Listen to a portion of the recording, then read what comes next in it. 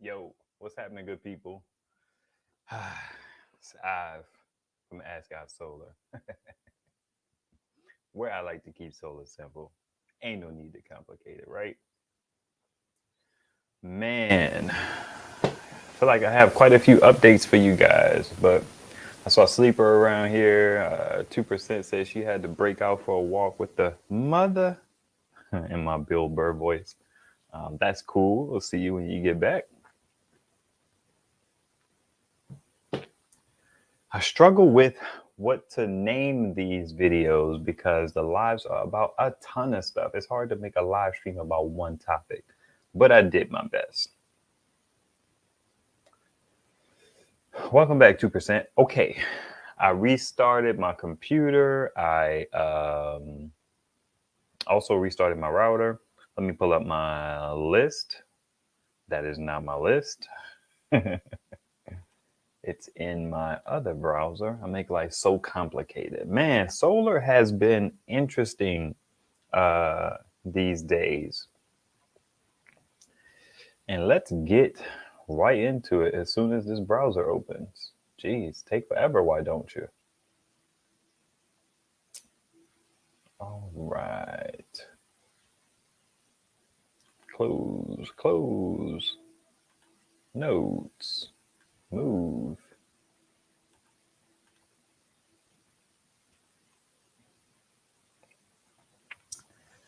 Hey Sharon. I'm glad you were able to make it to the live today. I want to talk about my solar panels in series. If you guys saw the last video that was relevant to this topic, I don't know what video I put out last. Little, what do they say? Dishevel's not the word. I think that has to do with your appearance. But anyway, I took after some testing that I did on the Alcatel and I laid out all my panels. I put my Renogy into the Alcatel. I put two HUSD 190s into the Ace Volt. That video is coming out soon. And I put two Renogy 100 watt panels in series. And that goes into my EB120. Interesting thing has developed. You know, with the EB120 being only like 1200 watt hours, those two 100 watt Renogy panels gives it about 150 watts an hour. So was 3, 4, that's 6, 12. It can get full pretty swift. Maybe about, I don't want to math, so I'm just going to calc. I don't feel like stressing my brain out trying to figure this out. 1200 divided by 150. I know it's something easy. It's 8. So that dip, if it's not dead, it charges up pretty significantly with that 150 watts. So what I've been doing, because I have stumbled on it once or twice about a week or so ago where it was full, and I hate full power stations. That is the bane of my existence. So what I've been doing is taking my mini fridge and my deep freezer and putting them both on the EB120. The dope thing about that is that leaves the Alcatel and the Ace Bolt, which have the more capable displays. They have displays is not an important, but they have the more capable inverter. They have the more capable watt hour capacity. They have the more capable display. Display. I keep saying display because I'm thinking about the front of the device. The ports on the device are more capable. 2 100 watt PDs, 4 USB A's. I think 2 a quick charge, 2 a normal charge. I mean, it's a nice device. So the logic there is let that power go into those devices. That way, if the power goes out, then I have beastier inverters with actual watt hours in them. And then the EB120 can kind of just keep my stuff down in the basement running because it only has a 1000 watt inverter. If the power went out, there's not a whole lot I can do with that in terms of like, yo, the power's out, stuff is real. You need to be able to power certain things. So what that means in practical terms, like I could run in my kid's air conditioner off of the Ace Volt or the Alcatel. I hope. I haven't tested it yet. That will be a good test. Maybe I will test that on the Ace Volt video. I think I'm going to do that. So I should be able to run my kids' AC for, it's only like a 8,000 watt, 8,000 BTU. So that's about 800 watts. So it should run about 2 hours, right? Maybe a little longer. Excuse me. If y'all see me grimace, man, I was carrying the GoLabs R300. I was carrying a portable monitor. More on that later. A bunch of wires. I was carrying like a little joint.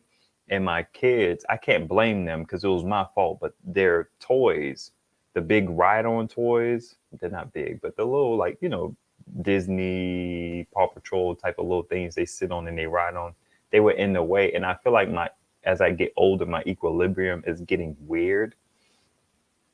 So I tripped over that. And in order to avoid trying to drop my portable monitor, I fell on my couch intentionally. But I had the freaking GoLabs right under my joint, and that joint jabbed me right in my ribs, and my ribs are sore. So if you see me grimace, that's why. Long story medium. What's up, Leela Presti LVP? What's happening? Good to see you, man.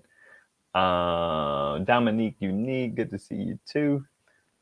We had an outage yesterday. Thankful for my Bluetti. Oh, what did you run from it? What did you do? How did it? I love hearing about that stuff. Jehu, man, his power was out about a year ago, and that where he was walking through and kind of showing where he was powering. I just thought that was so dope. I love those kind of videos. You don't get enough of them. As sad as that Texas stuff was when it happens and those people lost that power, I watched a couple good videos of people talking about like what they did during the power outage and how they were prepared next time. I find that stuff incredibly useful. So when his power went out, Jehu, I thought that video was cool. So what did you end up powering? 2%. But overall, so I've been using my EB120 to carry the basement load, and I've just been kind of profiting from having the Alcatel and Ace Volt down there charging, pulling in their 300 watts and 250, 260 watts respectively. And that has been pretty cool because those devices, the fridge uses about 75 when it's like leveled out, and sometimes it turns off, and the deep freezer uses about 100. So it's like, that's a good time. You know what I mean? The EB120 pretty much covers that. And I think that that's dope. It's a cool situation. I actually recorded a video today about me pulling my my HQST panel back out and putting it into rotation. Right now it's charging the Energizer. I'm going to put that video up on Patreon. It won't be a paid post, but you will have to go over to Patreon to see it. You just go to patreon.com/askivesolar and you can find it that way.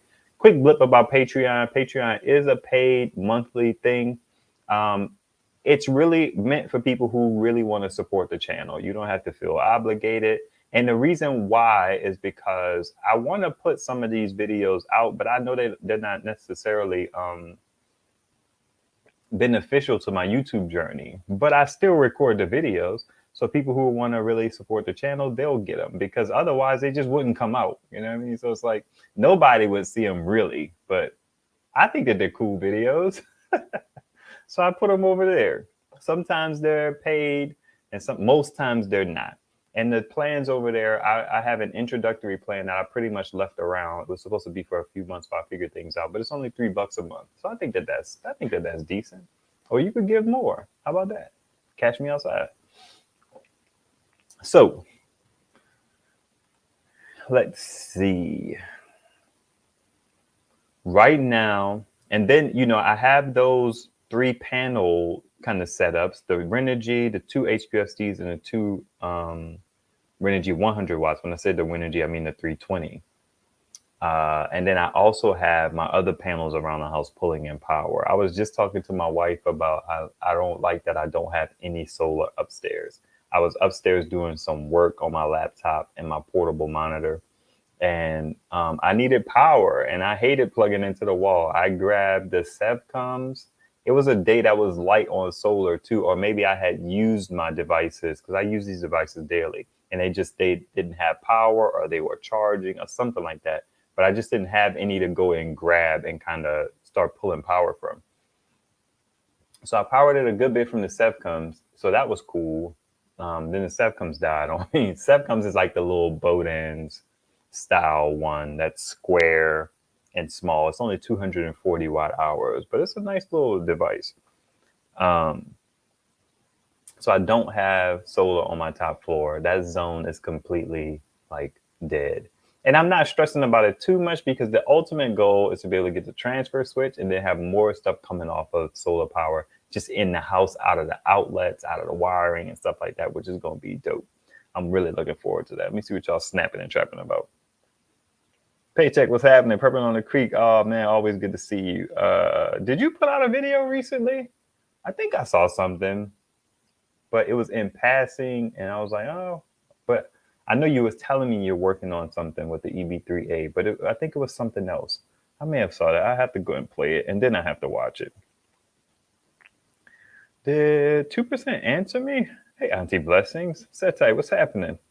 I do Patreon because hopefully you get on and all in get on it all in one day. Hey, listen, I want to. Wayne was just talking to me today about I potentially have a battery coming from Dr. Prepare, and he was talking to me about my intentions, and there's basically going to be levels to it, but I could see myself doing it all in one once I have the battery. And if coins line up, I mean, stuff is getting really interesting around here money-wise, just in a personal situation. But, you know, we'll be fine. Nothing crazy or nothing like that, but it's just like, geez, you got to be mindful, recoup some things and pay down some things and all that jazz.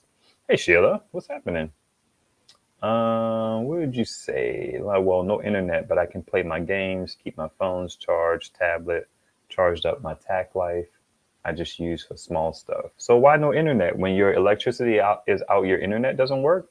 I want to kind of chat about that a little bit. Day one fishing, man. What's happening? Good to see you, man. It's been a minute. Can you do me a favor, Day one, after this video?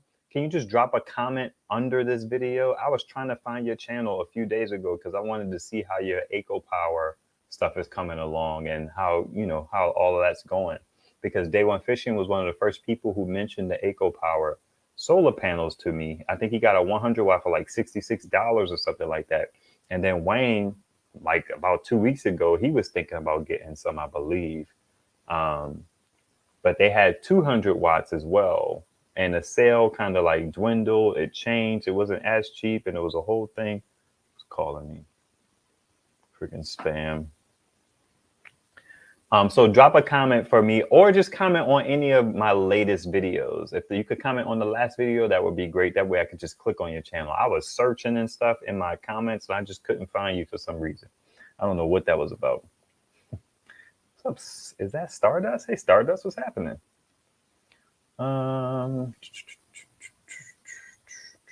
Let's see. Oh, Purple on Creek asked me how's it going. It's going fine.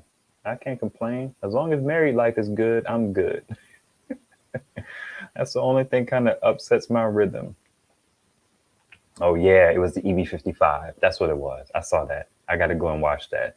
Y'all check out Purple on the Creek's EB55 video. I like the videos because they're thoughtful. They're like intentional. You know, sometimes they can be a little long, and that's okay. You know, I don't mind that. If you mind that, 2x the video and watch it anyway. 1.5 it and watch it anyway. But he always has some good catches that he comes across when he's looking at these devices. I'm sure this video will not be a disappointment. Hey, Cat Eyes, what's happening? Well, I think it would work if I can hook it up to Bluetti. Why didn't I think about that? It is what it is. You know, I work in IT and people be like, how did you learn all this stuff? And it's like, well, I'm nice in IT. I'm sure you're nice in something. You're knowledgeable in something. It just is what it is. But think about hooking it up to your EB. I would be curious about how that panned out because I had a whole situation. I have a video about it. Sadly, my video does not rank very well for finding it. I may need to go and tweak the keywords or something like that. The thumbnail's kind of trash too. It lacks imagination. It was one of my earlier videos, but I did a video on me trying to get my Fios on a power station and run it from solar. And I was successful in that, which was dope. But it took a little bit of work. Gardening with Eve, what's happening? Good to see you. Hopefully, yeah, we're just. I was gonna say something, but it's kind of personal, so I'm just gonna opt not to. Got you. Yeah, the Eco Power is great. It's on top of my Forerunner, keeping the fridge and my truck power. Man, that sounds dope, man. I need an EV anything. I don't know. Do you think you would want to have something with LifePo in it on the road in your car? I guess it doesn't matter, but it takes it takes some getting used to handling that EB70. I'm sure the same thing goes for the EB55.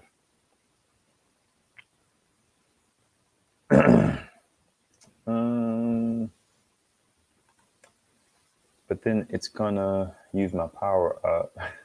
They better read a book. Oh, I gotcha. Let me see what's going on here. How are you and the family? I have the AC200 Max. I want to get an extra battery like the EB300 instead. The EB30 that goes, okay, the EB300. I don't know the difference between those. I haven't committed it to memory. That goes with the AC200 Max. What do you think? I don't know.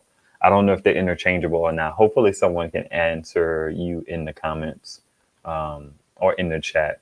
So Cat Eyes is, he has the AC200 Max, and I want to get the extra battery like the EB300 instead of the EB30 that goes with the AC100 Max. What do you think? Yeah, I don't know enough about that to answer it. I'm on the road to 10,000 subs, so Bluetti could take me serious as a creator. Man. So maybe I could get one of them dips one day. Let's see. Okay. We can hide that one. Hey, Siobhan, what's happening? Good to see you. Sleeper is saying they are interchangeable, the batteries for the AC200 Max. I am a she. I imagine that, but sometimes when you say it out loud, you wonder. It's like, I actually know a guy, he goes by the name Cat because of his eyes. Definitely, as long as I have a solar panel on the roof of our vehicle. Oh, I dig that. That's what's up. Hey man, I got you guys. I gotta see about the angle for making a video, and then I'll send you guys a panel for sure.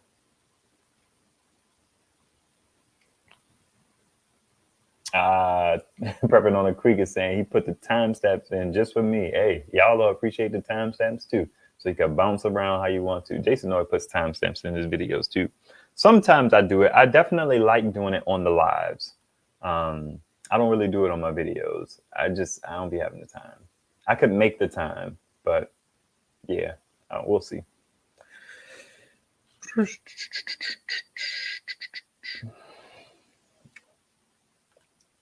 I think I got to it before there were timestamps. Oh, okay, cool. So set tight, watch the video. Okay, also in the mode of panels. So I ordered, I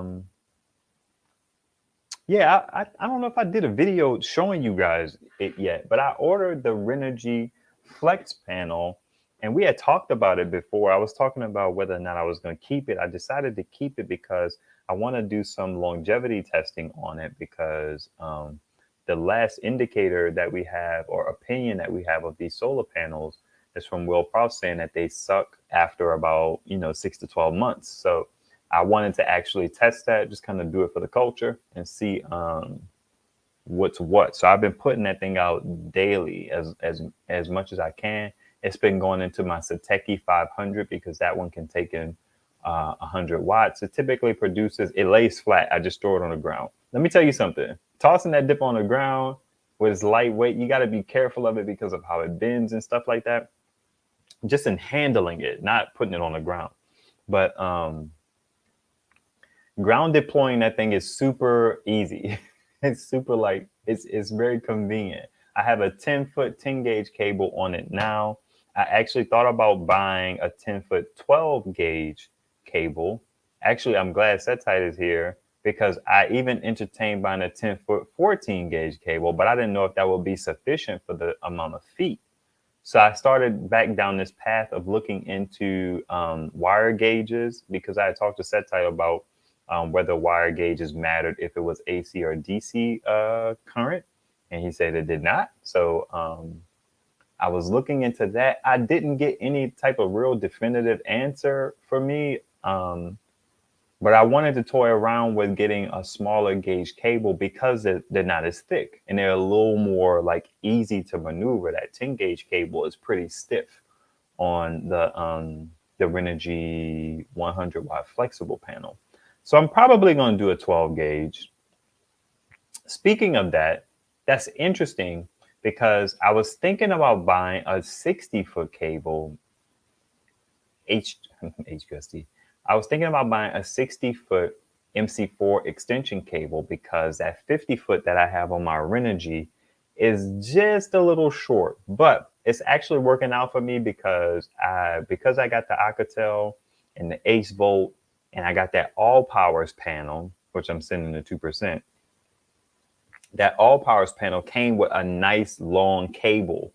So that gave me a little bit more reach to get my Renogy 320 out a little further than what it used to be, because I had those shorter cables. It kind of pulled my Renogy 320 a little bit closer to where the HQST was before I went series and all of that. But after I reworked the panels, I got a little more length so it can go out a little further. And to be honest, I haven't moved those panels since I changed them out. They've been laying flat the whole time. I haven't tilted them or anything. Getting 260 from the Renogy in the peak of sun or whatever, and getting 300 from the two HQSTs, and then they kind of drip down to like 200, 220, something like that. I just found it like easy to not move them. Winter's gonna be fun with this configuration, but for now, we good money. And I can even see the sun shifting. If you guys are paying attention, the sun is shifting as well, which is interesting because I remember somebody, they were talking about getting rid of daylight savings time. And I wanted to do some research on the implications of that because, I mean, the sun does shift. So if you get rid of daylight savings time, I was wondering about the implications of what's going to happen, because the sun, they do daylight savings time for a reason. I'm not saying it's a good reason, but they do it for a reason. I don't even think it's the best reason, but I just know that it shifts to give you more daylight. And if it doesn't shift, then what my brain can't comprehend the thing. So I wanted to watch a video or two on it. So I'm going to look into that at some point. But the sun is shifting nevertheless. Wintertime is going to be interesting. By the time wintertime comes, those trees in my backyard should be gone. We've cleared out a lot of the branches and stuff around them. So they'll be gone. I won't have to worry about them blocking, but I will have to worry about the trees on the back side of my street blocking them. But that's going to be interesting. It's going to be a good, exploration and what I'm going to do with these panels this winter. Let's see. Dana, glad to catch a live. I'm glad you caught a live. Quick question. I bought a couple of 25 watt folded case panels from Harbor Freight. I tried to connect them with an 8mm cable to the Jackery 300, but nothing came up on the display. Interesting. 25 watt folded case panels.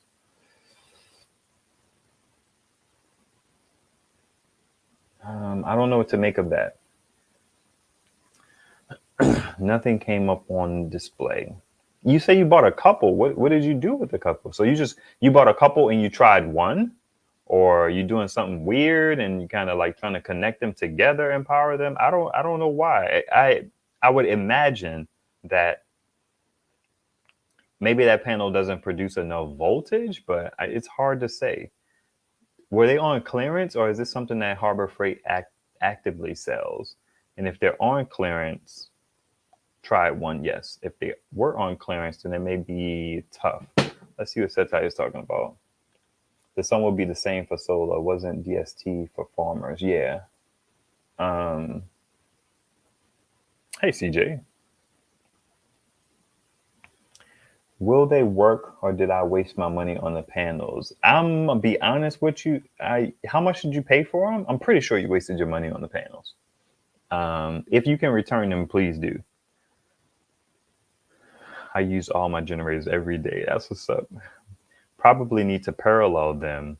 That's probably a panel to float charge a 12-volt car battery. That's a good point. $60 each, yeah. For railroads, IIRC. I don't know what that means. I'm not sharp with the acronyms at times.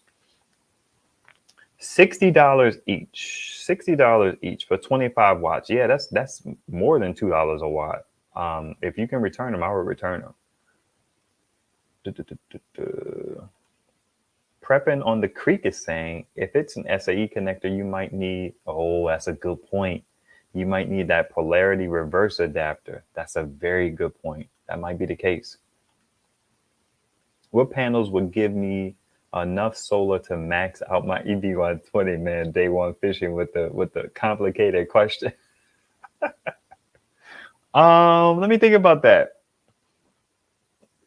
Man, listen, day one. I went through this whole thing of trying to figure out how to max out my Alcatel with solar. Me and Setite were working on it. And it was a debacle. The interesting thing is the voltage limitation on our EB120s is better because it can go up to 65 volts. So I would think that you could probably do 200 watts in series. No, yeah. 200 watts in series. Because the amp limit, I believe, on the 120 is 10 amps. So you can't go parallel. Parallel is just throwing away power. I tried it. Somebody warned me in the video. Like, they were like, be careful about running them in parallel because of the 10 amp limit. And I switched them from series to parallel. And I was basically just getting the same power as having one panel. And I was like, you idiot. And the person literally warned me in the joint when I was talking about it, but I missed the comments. Sometimes I miss the comments. But I think that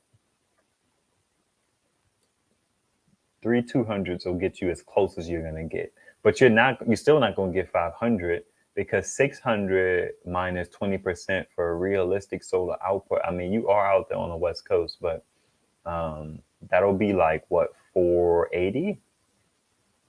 I think.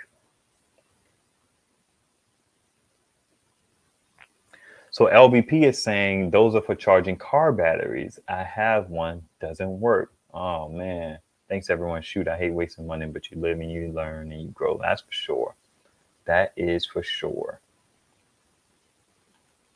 Yeah, prepping on a creek. That is a good call.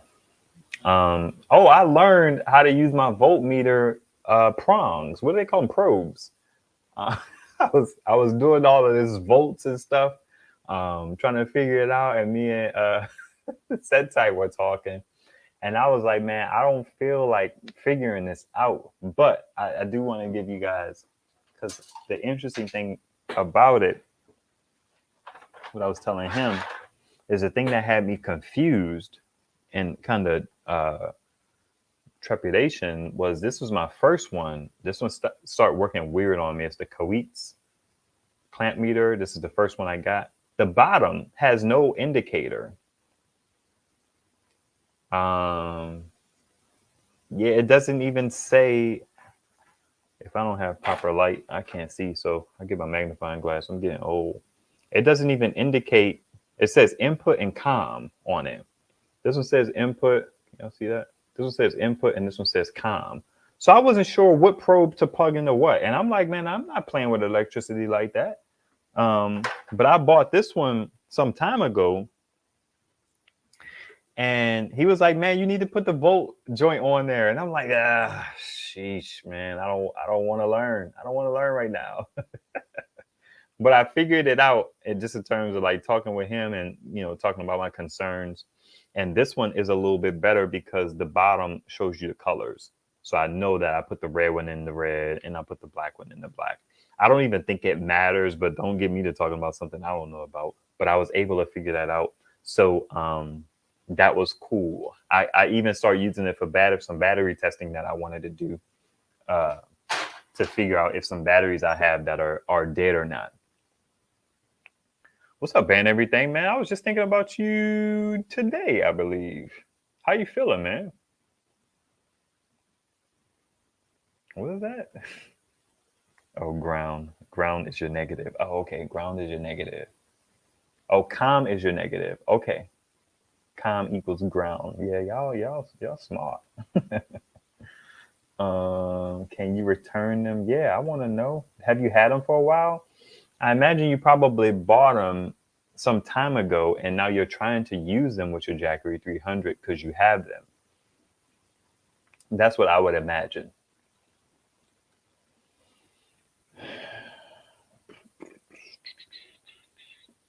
Oh, okay. If I recall correctly. There you go. Thank you, sir.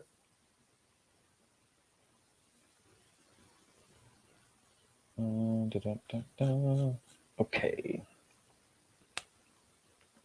As it relates to the Renogy Flex panel I was telling you about that I like to ground deploy, I had been debating on getting that Renogy blacked out Flex panel because it was on sale on Amazon for $151. And I was kind of debating on it, like, man, should I get this panel? I wanted to do it for the culture, to be honest, just to have another Flex panel. Because I feel like there aren't a lot of videos for Renogy products. I try to find certain stuff, and then the videos are like garbanzo beans, aka garbage. Never had a garbanzo bean in my life. I don't know what it tastes like. I don't know what it is, but that's what I say instead of garbage.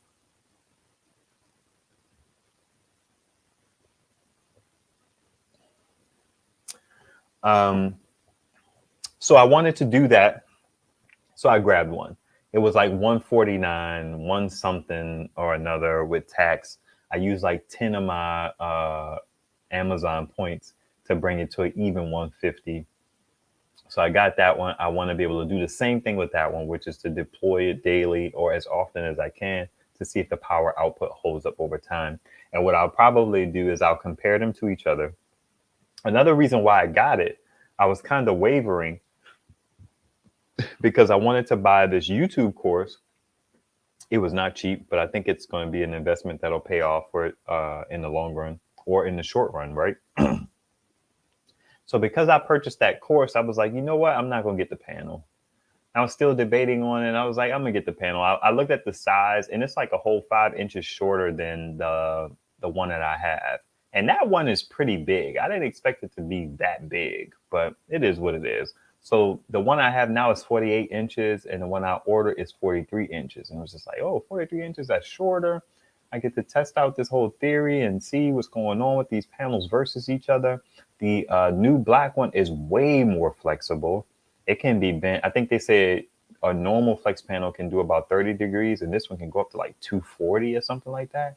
So absurd amount of play in this panel that you can have, which is kind of cool for me because sometimes I don't handle them that way intentionally, but they're just floppy. So I grab them sometimes, and sometimes I kind of hear a little like whatever, and I'm just like, so I'm looking forward to that. What else do I want to say regarding that? Also, as it relates to my panel situation, I had my HQST panel on my back porch for the longest, mostly during winter, right? I had got those 2 extension cables. One came with my X-Star panel. It was an 8mm extension. And my Sun Power or my Renogy Eclipse, which has the Sun Power cells in it, it had a 8mm connection on it. So I grabbed the X-Star extension and I brought that into the house to hook directly up to a power station during the cold because I could. The HQSD was the same thing. I bought that 5521 extension cable to bring it into the house to charge the rock paddles, which could take in 72 watts. But my wife, I wanted to clear the porch out a little bit more because I have that one 200 watt back there. It's now the 180 from Bouge RV because I put the HQST 190 in series down in the driveway. But it was just wires. It wasn't a lot, but it was just like I felt cluttered as well. So I know she felt cluttered. So I pulled the HQST out of the mix, put it in the garage. But I hate having panels being unused, especially rigid panels. And what I had been doing if you guys follow me on Instagram or if you check out the shorts on the YouTube channel, I have been kind of deploying my big blue panel and my X-Star panel from time to time. I don't use the X-Star panel as much because it's 8mm, and I don't really have anything that uses 8mm that I would need to deploy it on. Every now and then the Jackery needs a charge, so I'll use it for that. But I think that's it for 8mm power stations. I mean, I got that grease cell around here somewhere, but it maxes out at 50 watts. So that's of no use to me. And I don't think I have any other 8mm joints. Actually, I do. I have the Oops. But it's being charged with the Renogy one on the back porch. Long story long, the HQST, I was like, man, I need to put this back into rotation. So I put a MC4 to 5521 on it, and I threw it out there, and I threw a power station on it. That video is the video I'm talking about that I'm going to put on Patreon probably tonight if I have time to quickly edit the video. So, you know, it's out in the yard right now. And it's at the furthest point of my driveway, which is the last part to get sun. And it's just plugged into, it was plugged into the Jackery for a little bit because I put a 5521 to 8mm adapter on it, but the Jackery was at 75%. So it didn't take it long to charge. Man, yeah. So all of my panels are in use right now, I believe. I still have my 50-watt Renogy panel, but I don't think I'm going to do that anywhere. One of my relatives was kind of like, yeah, I want to talk to Ive about solar. And I thought about letting him borrow that just to kind of get his feet wet to see how he feels about it. Because people, I was talking to my wife about this, people want to get into solar because they think it's going to save them a whole lot of money. And, you know, the saying is they pennies, but they my pennies. So it don't save you much. But I don't know if people are really as interested and as vested as they believe they are. They think about like home solar and saving you like $50, $70 on your bill. You got like 100-watt panel. You know, you producing 500 watt hours a day. That's saving you what, 7 cents a day. So something to think about. So I have to get with him to see if he's really interested. I see Jason Noise around here somewhere. Hey, MJ, what's happening? How you doing? How's everything with the family? I mean, you know. Let's see. This is a surprise. Glad I caught this live. I messaged you, MJ, to let you know. I'm listening while making chicken and dumplings. Like, I really want to know what is your favorite flexible panel. I need one for camping. That Renogy is going to be interesting because it has all that ability to flex. But what are you going to actually, do you actually want a flexible panel to like go on the roof of your car for camping, to go on like what? Because I feel like a folding panel will probably be better for camping unless you like out there with the stuff on the roof type of person. But a lot of people, I should say a lot of people, some people make the argument about like wanting your vehicle in the shade, which is why ground deploy is typically a better option for a lot of people. I wanted so badly to have like a plethora of videos out there to just like tips and tricks for getting the most out of solar. I made a video like that with my tips and tricks, but I love consuming that stuff because sometimes you'll watch a video and it'll be an unlock for you. It's like, oh man, I never really thought about that. Like 2% talking about the internet. Like I never thought to run my internet from solar. I love watching videos like that are like these companion, help you think about how to get the most from your solar instances. So I think ground deploy versus roof deploy is an interesting video. And I think like Love Your RV or RV with Tito has a video about it that was really cool. He talked about some of the pros and cons, like having to like pull the panels in, but you can set them up and put your stuff in the shade and all that jazz. I just think that stuff is really interesting. Ben says he's getting better. COVID messed up his lungs. Jeez, man, that sucks.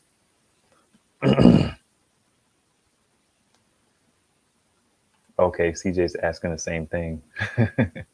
Does it have to be a flexible or can it be a foldable panel? My nephew and sister called me crazy for wanting to spend my own money on a 300 amp hour LiPo battery for my camper for backup solar power. Getting sick of the BS with them, or the BS with like the living situation? Like what's going on there? How much would that battery be? A 300 amp hour LiPo. That thing is going to be heavy. Sheesh. The XR 100 watt bifold has really good reviews by all the solar and prepping channels on YouTube. Yeah, it is. I actually just did a follow up. I'm gonna put the short out soon. Less stuff, more. I forget what the channel's called. Dang it! You just emailed me. I'm not gonna leave him hanging. Let me find his email. I think it's like less stuff, more freedom. Asked me about the XR panel and if I ever got the 100 plus watts or something like that, and I've never gotten it. And the day that I tested it was no exception because I had haze in the sky. But I've seen people get it like 113 watts, 110 watts from them. I've never gotten it. I got like maybe like 90 something, I think. I haven't watched my review in a while. Let's see here.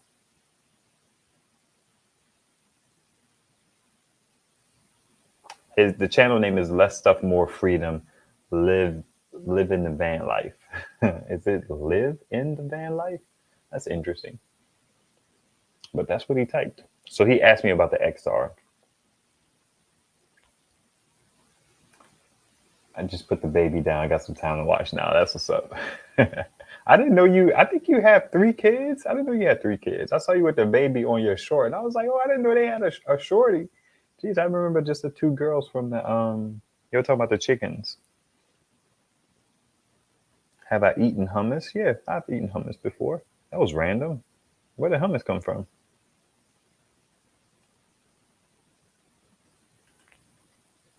I just received that Flex Solar foldable panel today. I didn't get a chance to look at it yet. Which one? Was it the 40 watt or the 60 watt? Which one did you get? Because Prepping on a Creek Paycheck has a Flex Solar panel.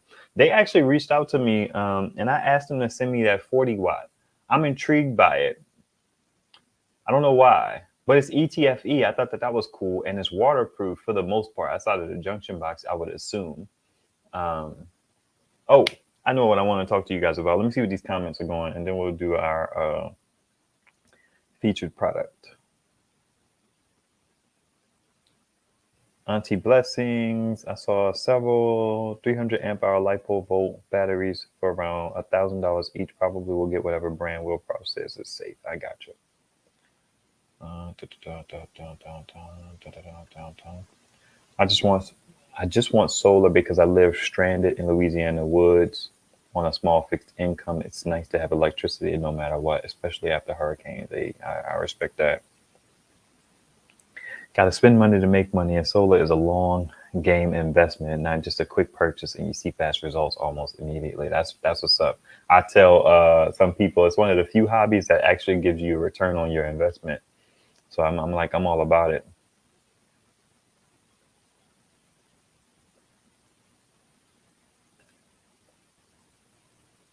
Oh, okay. You saying then I had garbanzo beans. Oh, okay. Nice.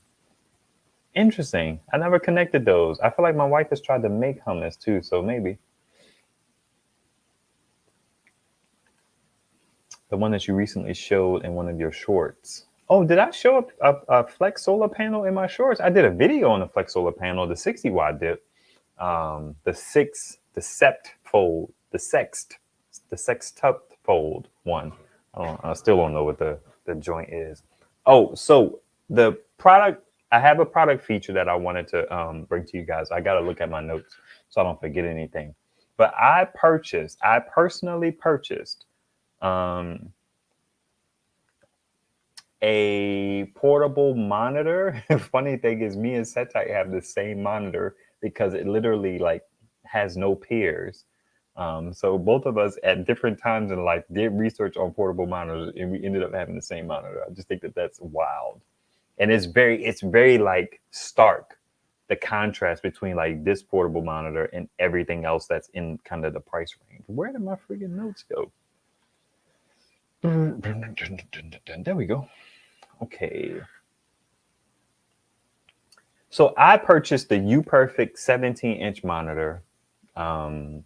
This particular one had 500, I guess it says candela or whatever it stands for in brightness. and it was a very color accurate monitor. But that's important to me because I make videos and stuff like that. So if I have the opportunity to get a color accurate monitor, then I want to do that. That's not important to most people. It's outside of the content creation. I don't even care. This monitor that I have next to me is like super ashy. I got it for free off of the marketplace. It's a power sipper. It only uses like 13 watts. But I want to talk about the implications in a second, but I wanted to show it to you guys. So this is the portable monitor. This is a 17-inch. You can kind of see my camera set up in the reflection. It's pretty cool. 17-inch dip. It has like the ports on the side. It runs off a USB-C. That was important to me. I don't want to go super techie here because that's not the point. This thing was important for me because I wanted to be able to to have two monitors when I was in the living room with my family. And I also wanted to have a situation where I had something that was low power usage for my kids to be able to watch like the Roku or something off of it, and for it to sip power, because these things are 5-volt based. They typically use about 5 watts, maybe about like 7, 8 watts, 10 at max, I presume. Now, just to give you a little whatever, I had an issue with my first one. The issue actually may have been my fault. I don't think it was, but I couldn't actually, there was something that was my fault, and then something that was wrong with the monitor, I believe. I was getting this red, green, and blue shadow on the display. And I was working with the company. I was just a regular person. I didn't tell them about my channel or anything. Just normal interaction as I've. And super useful, super helpful. They were helping me to troubleshoot. I mean, I'm a fairly tech savvy person, so I didn't need to do much of what the issue was. They ended up sending me out a new cable. So I tried that. They ended up sending me 2 by mistake. So that was cool. But they replaced the monitor before I could even ask for a replacement. And then I shipped their other one back to them. So I say that to say they were super helpful in terms of just being a company and support. So after that, I decided to reach out to them to ask them like, hey, look, I have this YouTube channel, and I think that this is something that could be useful to expose my viewers to, because these portable monitors, they have such a low power draw. They would be super ideal if you had some type of streaming stick or some other type of device that allow HDMI out. Now, the streaming sticks is interesting. That's what I prefer. I prefer the Roku dips, but you can't plug a Roku dip directly into it because it does not have a normal size HDMI port. I own these personally. These are HDMI couplers. I got these for a completely different reason, but it's super helpful because you can plug that Roku stick directly into here and then plug the cable that they give you, which is a normal HDMI to mini HDMI. And then you could power and watch TV from a portable monitor using about like 12 watts. Now, the one that they sent me was a 17-inch monster back here. This is actually it right here. Now, my 15-inch, I'm sorry, I bought a 15-inch. My 15-inch speakers suck. They're like trash. But I'm always thinking in terms of solution. I have this little Anker Bluetooth speaker. This one happens to have a headphone jack on it. So whenever I was going to use it and I needed to use it for my kids, which was one of the reasons that I got it, I would just use a headphone jack cable or an auxiliary cable, plug it into here, turn this on. This is battery operated. So it's another thing that's battery operated and that can charge while being in use. That would give us better sound from the portable monitor. This one back here, the 17-inch one, actually has decent speakers. They're not great. You probably still want to use some type of standalone speaker system. It also has a headphone jack, so you could pop some headphones in. And then if you have a companion, you could also split the headphone jack with a little splitter, and then both of y'all could have y'all headphones listening. Just the kind of stuff I think of. They come with these little sleeves, but the main thing that is of interest to you guys is the power. This 17-inch monitor back here, I'm going to unplug it just to give you an idea of how big it is. That's the 17-inch in the sleeve. And this is magnetic, so it's sticking. And this is the 15-inch outside of the sleeve. So this thing totally uses 8 watts. Can you imagine that? Freaking 8 watts. I was blown by that. I knew it didn't use a lot of power at all. I was expecting like 5 to 10 watts, but it used 8 watts. And I mean, like, actually it had the Roku plugged into it. The Roku was not getting power from it. It was being powered off of something else. So the monitor power draw was 8 watts. Speakers sound fine. They're serviceable. They won't get too loud. They're a lot better than my 15-inch over there, for sure. But I think that stuff is dope. We actually took my 15-inch monitor with us when we traveled, because typically there's one TV in the hotel room. So I bought like 2 Rokus. I bought the portable monitor with the explicit intention of having my kids be able to watch their Roku and watch their shows while in the hotel room. Super small. I love stuff like that. I'm a sleek, svelte kind of guy. So that little monitor is dope. Now, something else that I have personally, if it's around here, I bought a tablet stand for it. It is. Dang it, come on. I bought a little tablet stand for mine. So it has a smaller footprint.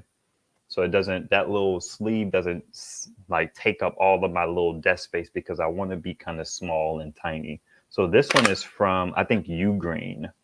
It's not my favorite, but it was like $11. And it gives me something a little smaller to move around. So if I have to take my computer upstairs and I need to use like a TV tray, I just put the monitor on here versus using its portfolio style case, which takes up your whole desk. I meant to put a link in the description, but if you guys want to check that out, if you're interested in that, if you have any questions, man, I love talking tech. Just let me know. I like stuff like that. I actually just discovered, I was in one of my bins and I have this super short HDMI cable. So let me demonstrate what the coupler does. It basically goes on the end here. So you could have this cable plugged into something. It gives you a little bit of length. And if you had this plugged into your TV and you wanted to have options for what you plugged into this cable, you could keep this plugged into your TV or monitor. And then whatever source you have can be plugged into here. Good money, profit. Just to make the visual point. I don't know what I did with the Roku. I actually have one on here. This is my Roku streaming stick. I actually have 2 4K ones, but I like this form factor so much better. And it can use a regular micro USB cable, whereas like the 4K ones, they need their little USB dongle to work. And if that USB dongle breaks, then you're basically out of luck. And I don't like that. So in this situation, you have HDMI, Roku stick, pops into there, profit. Dope. I love little stuff like this. Accessories, man. I'm all about the accessories. All about it. So anyway, that is your featured product. You know, there you go. Let me see what y'all snapping and trapping about. Let's see. Something about hurricanes. All right.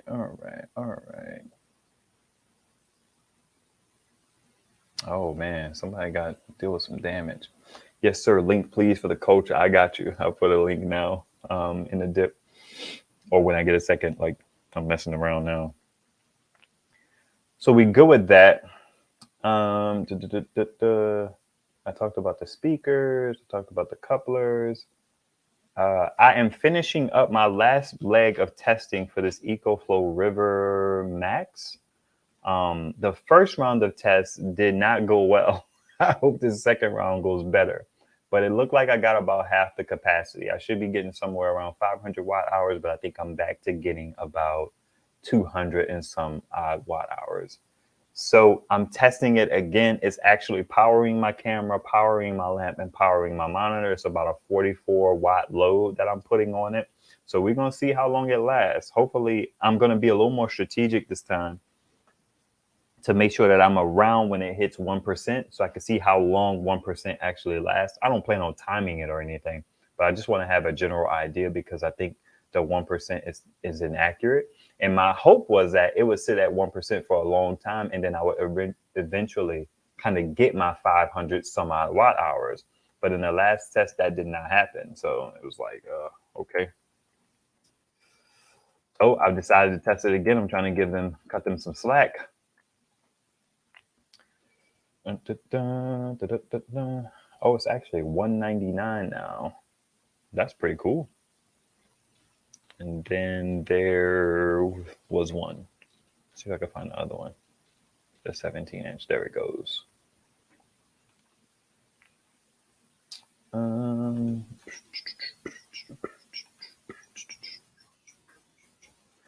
I don't know, man. I don't know what's going to come of this EcoFlow if it's not working the way that it's supposed to. I'm going to reach out to them again and see what their thoughts are, because this is the second battery that I have with this. And it kind of sucks. I'll drop this in the chat just for the time being, and then I'll put it in. That's the 15-inch.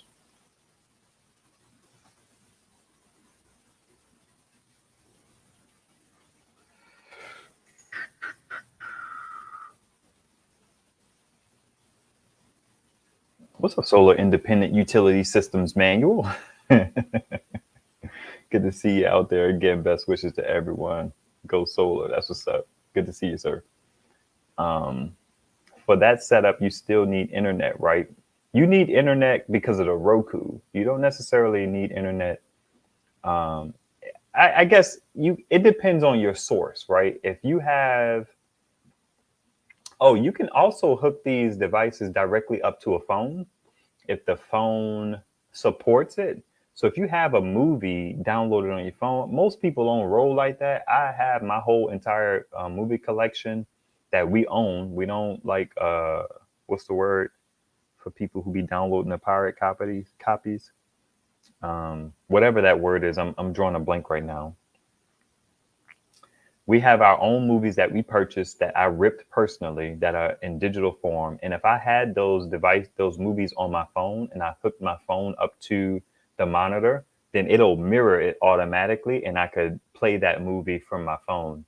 Now, the downside to that is it uses your phone's power. So, I don't know how long that's going to last. But if you had a source that had the ability to play something and had power, you wouldn't need internet. Roku's are a little weird, especially the streaming sticks, because they don't have any other interface on them. But if you had like the Roku Ultra or something like that, and you had your own media to plug into a USB drive and pop it into your Roku, then you could power your Roku by plugging it into a power station. The downside of those desktop players or those media players, they need power and they're not on the 5-volt. So they'll use a little more power. They'll use like about 12 watts, 12 to 15 watts, which is why I like the sticks. So you don't need internet. You just need a source that is able to play something with HDMI. So 9 times out of 10, you're going to need internet. But if you could figure out a way to get something to play locally, then you'd be fine. You could hook a computer up to it. But most things that we watch require internet, unless you're like super savvy and you have digital media stored. You too, man. Thanks.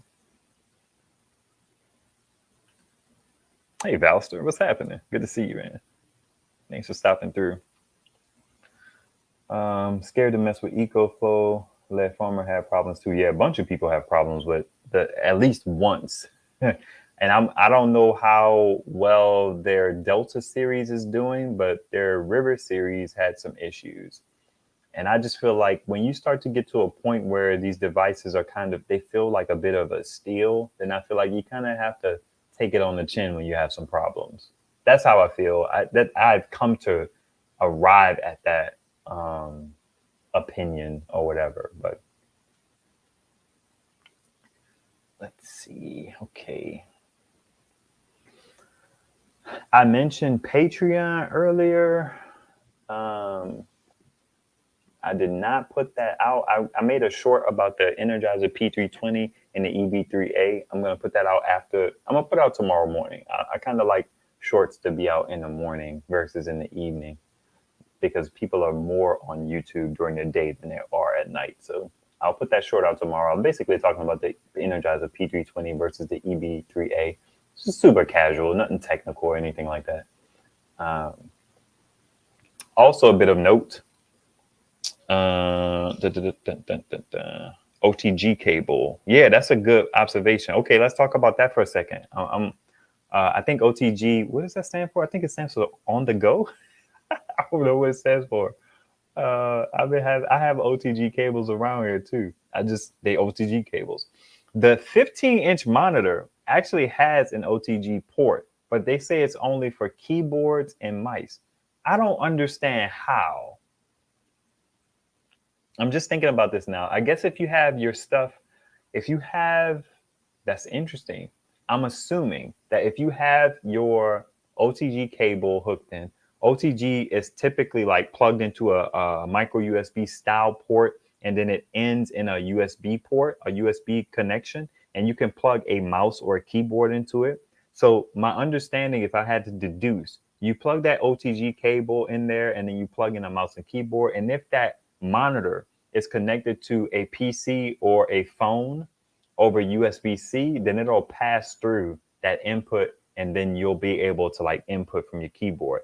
Did you know, a lot of y'all are tech savvy, but some of y'all are not. I was traveling and I bought a Raspberry Pi with me, but for some reason I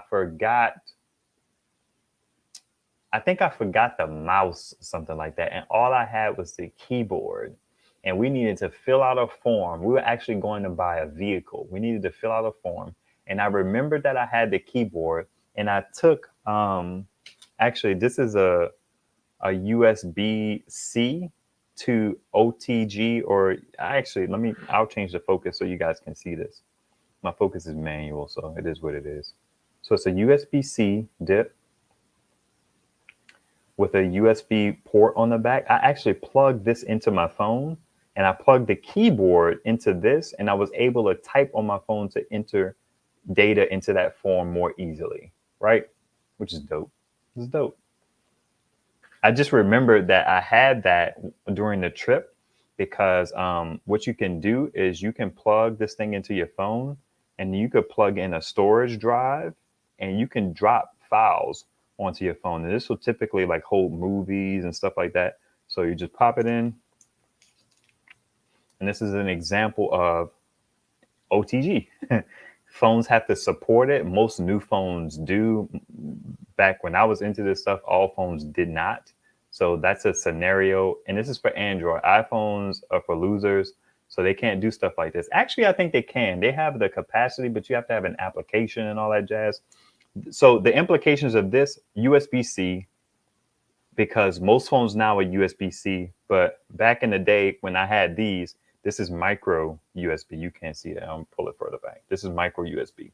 So what I did recently was I got sick of having to adapt it. So I bought a USB-C flash drive. So I don't have to adapt it anymore. This will just plug right into my phone and then give me storage.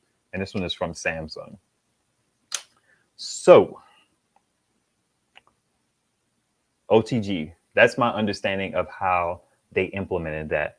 I was excited. I thought OTG meant I could actually plug a storage medium into that that monitor and then play the media on it. I don't think that that's how it's going to work. I think I tested it, but maybe I didn't. And maybe I will. Which brings me to something that I didn't schedule talking about. I'm this close to making my my tech channel live. It's a random tech videos channel. It's not actually even my real tech channel. I have aspirations to have like a tech channel, but I don't know what that tech channel is going to be about. As you could tell, I'm heavy into technology. So I want to have a dedicated Ask Ive tech channel. But my random tech videos channel is probably going to be live. And this is where I would talk about some of this stuff there, just in terms of like the monitor and doing reviews that are solely made for like search purposes only, not really for anything else. The channel may fail because YouTube is weird about how videos and channels, actually maybe it won't, because they're saying now, the YouTube specialists that I follow, they're saying each video lives out on its own. It's not necessarily dictated to by the previous video. Now, what it is dictated by is the previous video's viewer. So if that viewer does not watch your previous video and they keep not watching your previous videos, then YouTube may say, you know what, you may not be interested. I think that that's an interesting point, because some of you guys talk about how you didn't get the notifications. And I wonder if you're skipping videos and stuff like that, or maybe there's more channels that you are actively engaged in and watch more regularly than the solar utilitarian stuff, then maybe YouTube is like, you don't really want to be notified. We got you. Mama YouTube got you. All right, let me see what y'all snapping and trapping about. You can generally treat your Android as a storage device too. True. That is very true. In a pinch, you can drop media, but you have to have all the little devices to be able to do it. But you can store stuff on your Android phone too. I used to do that with my iPod back in the day, because that thing was the biggest hard drive, the biggest, smallest personal hard drive you could have on you. I used to carry nefarious content on it. I have since been delivered from that. But that's what I used to use my iPod for, storing files and stuff like that. It was really cool. Music and all that jazz, like set alone. Because you can put music on the iPod, but the music, when it goes on the iPod, is not necessarily in a format that you can just navigate to. But I also used to store my music collection on the iPod as well, because it was freaking huge. And my music collection wasn't that big. And then I had my more nefarious content that I no longer delve in. Let's see. Oh, I see Gosling lady around here somewhere. What's she talking about? That's my wife. Oh, hey, baby. I woke up today in Joe's violence. Oh, man. Are you still at the amusement park? That's pretty cool. Y'all getting it in. That was in the back of my mind as I was watching Jason Noy's video today of the head-to-head of the River Pro versus the EB70. And I was still glad I chose the Bluetti versus the EcoFlow. I didn't see Jason Noy's video today. I've been kind of like doing my course and stuff like that and working. I haven't been on YouTube a lot, so I have to check that out. That's very interesting. 720 watt hours divided by 5 watts equals 145 hours on the River Pro. I still want that River Pro, but I'm not going to buy it. I feel like at some point they got to put LiPo in these devices. I mean, they already got it in a Delta Pro. And I don't know. I'm not going to buy one, but I like the form factor of it. I love the look of it and all that jazz. I don't like that it doesn't have the light, which kind of leans you towards the white one that is 700 and some odd watt hours, but it has the light on it too. That light is pretty cool to know that when your device is charging versus when it's being depleted. So that Pro not having it is a little annoying. Okay, Eddie T confirms that it's on the go. Ban everything said wow to something. I don't know what. I don't know how to use a Raspberry Pi. It's just a single board computer. You install an operating system on it and, you know, it's Linux. Nothing fancy to it. It's different, but there's nothing fancy to it. I have a USB-C to micro USB adapter like that. Nice. Always good to have a bunch of other adapters for sure. Yeah. All right. Phew. I was listening in the kitchen cooking house burgers. What's house burgers for the fam? Everyone is well. It's like, how's the fam? Oh, the fam's good. As you can see, my wife took them to the amusement park. So, CJ, you know, listen, you know that lightning plug is a joke. They needed to put USB-C on these devices like 3 years ago. Like, what is Apple doing? It's ridiculous. They play too much. And outside of the form factor, I think MKBHD was making a point that it's like, okay, you're going to stick with the lightning. Fine.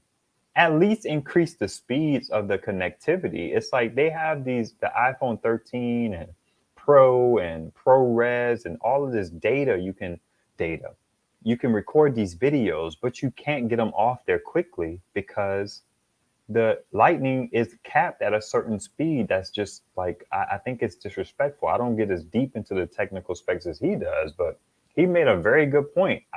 I would actually, I don't mind lightning. If you like Apple, if you're not going to be the best, then why do it? You're going to have this proprietary port and it's going to suck. Like, man, come on. You're doing too much. You're doing too much.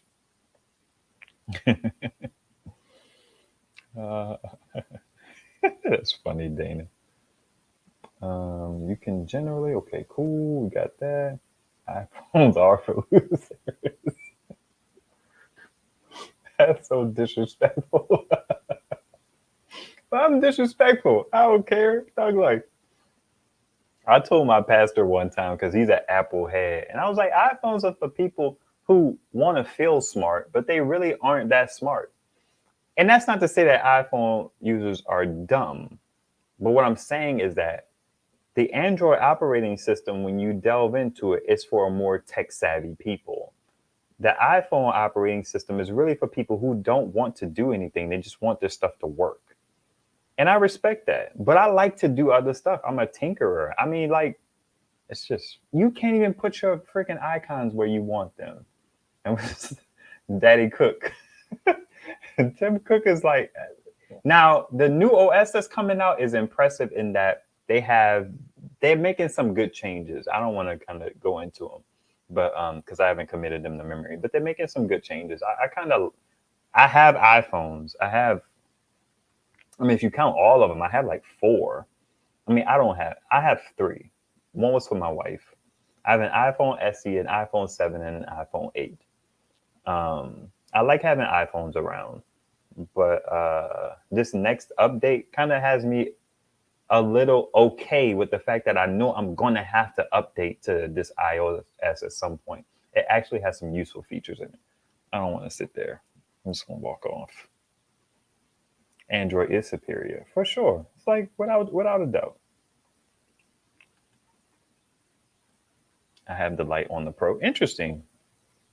I didn't know the Pro had the light. That I don't want to believe that. Oh, I was saying wow to your keyboard situation in a pinch. Apollo 13 stuff. Nice. That I had. It was a proud moment. It was. It was a proud moment for me. Did you know what one of these adapters I was talking about? You could plug a mouse into this, and typically you'll get a mouse cursor on your phone on Android, because it's superior. You're not gonna get that on iPhone. I'm sorry, I'm not. But planes on a snake. All right. Gotta watch that one, but I already have the River Pro. I did not know that the Pro had a light on it. Hey, Goddess Leo. Been away for a while. I hope things are well. Are they, or are things kind of, is life getting difficult as it sometimes does? Now, Goddess Leo, that name sounds familiar. I feel like we talked a long time ago, but I could be wrong.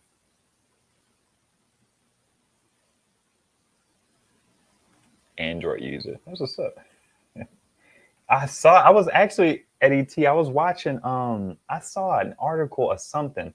I think I saved a screenshot of something of Europe forcing USB-C. Or it was on YouTube. I have a video saved in my watch later for Europe kind of putting their foot down on Apple with this USB-C lightning stuff. So good for them. Seems like the EU kind of gets some stuff right.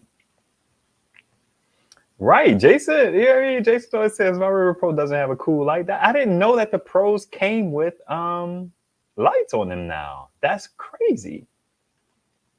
Some Android phones will support an external floppy drive as well. An external floppy drive? Are you being for real now? Like floppy, straight up floppy? Not that you necessarily want to. I guess that's what you mean. You mean floppy. That's interesting. Very interesting. kids in school and college life. I dig that. Okay. All right. That's not terrible. I saw that about the phones. iPhones and Android phones with training wheels. um, the picture that just went in my head is like, all right, don't be careful. Don't do that. Don't do that. Don't turn your volume up too loud now because you can hurt yourself because you're not bright. Slow down.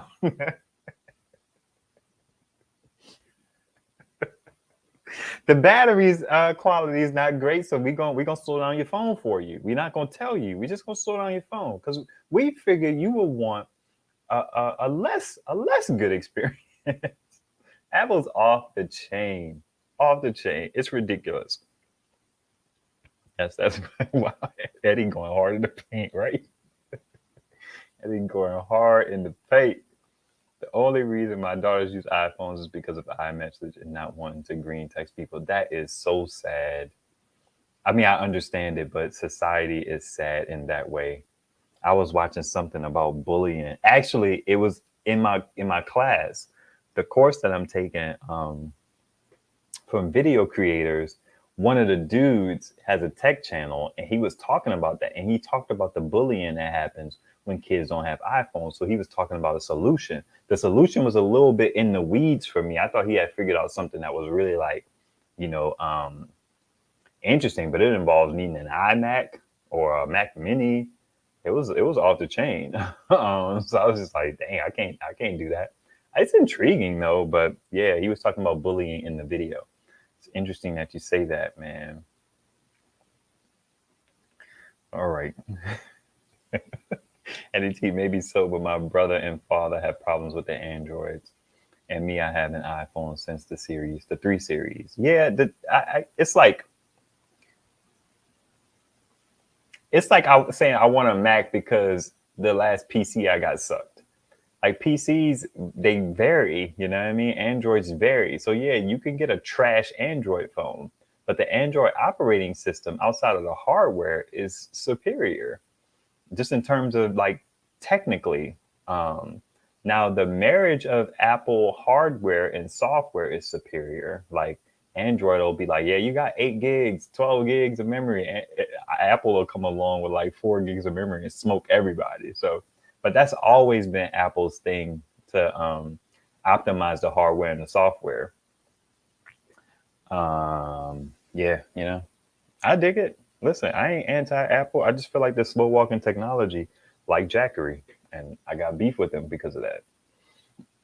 Hey, Regional Sky Girl, what's happening?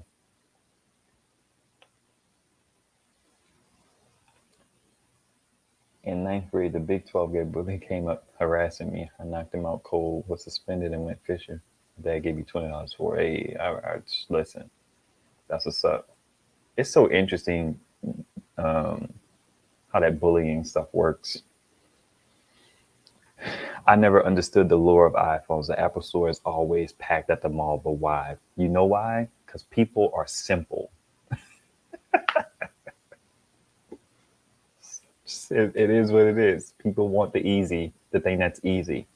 iPhone is super polished. You know what I mean? Like they definitely. I mean, the device. I've had years where I wanted it just because it looked good. The innovation in terms of aesthetics is incredible from Apple, and that's what it is. We're a consumer nation, very superficial. So iPhones are appealing. In some ways, that bullying stuff it happens, doesn't manifest in adults, but that's why adults lean to it because it's the thing to have. You know what I mean? The AirPods and those stupid ear headphones that they have that cost like $600 or $500. It's a status symbol. You know what I mean? It is what it is. And my Caucasian brothers and sisters, it is what it is. And then it's funny because people, I hate to make it about race, but it's how my brain works. I don't hate to make it about race, but people will often peg Black people as consumers and over materialistic. But in my opinion, we're only doing what America taught us. You know what I mean? That's not in defense of people and their bad spending habits and stuff like that, but we didn't pick it up from Africa. We picked it up from being here. That's why we do what we do here. Now, I'm not saying that we're modeling behind all WP behavior, but I feel like what's presented in some ways, we picked up from it. You know what I mean? But whatever. Planes on the snake. I wish Samsung would make a Pixel phone. They did it once a long time ago. Which Pixel phone did Samsung make? I know what are the people that made the M2? HTC made Pixel they made a Google phone. Samsung. Jeez, man. I can't peg that one. Which one was it? I'm sure I'm gonna remember it as soon as you mentioned it. I've always had the Note from Samsung. The Note has been cool. The only thing I didn't like and I don't like about Samsung is they're too security heavy with that knock stuff. That knock stuff is annoying. Man, rooting my Pixel 3 was quite an ordeal. And I was like, you know what? I ain't getting no Samsung phones again because that's annoying me. It's just too much. But never say never. I eventually got an S7 because I thought the camera quality was really good. And what I have since figured out since then is that when people were like really touting the Galaxy S7's camera quality, they were talking about the photos because the video is trash. And I got it because I thought it was going to be a superior video recording phone for my family vlog. And it was not good money at all. I would get an iMac, but only Blueberry and only to play Hard Hat Mac and Load Runner. You went way over my head there. Oh no, I'm a PC user for life. No $2,500 MacBooks in this household. I made it through college with little cheap Intel netbook. Nice. And my kids will do the same. Netbooks, man. I love when netbooks came out. I wanted one so bad. I eventually got an Asus netbook. I don't think I still have it. I think I got rid of it. AA just gave us these iPhones to work with. What's AA? What does that mean? Am I missing something? Kimberjack. I know that. Okay. I think I'm caught up with the comments.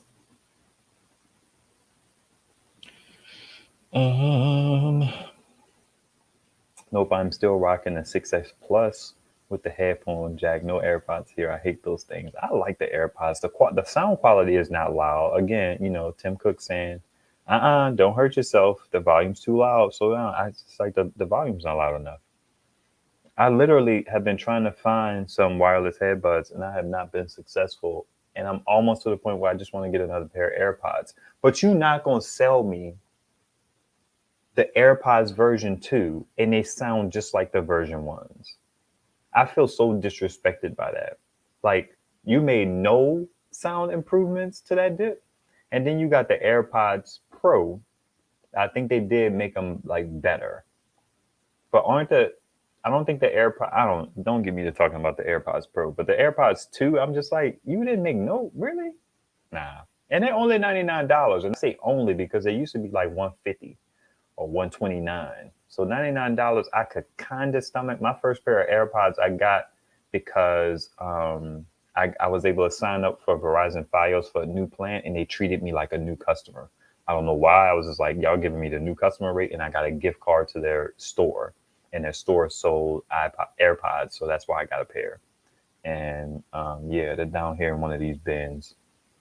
There's a site that swaps them out for I think like $60. I thought about doing that instead of, but they only swap out I think they only swap out the AirPods themselves. I don't know. Don't get me to making stuff up about them. But they take a pair that they apparently refurbished, which I don't know how much I believe that, but I thought about doing it.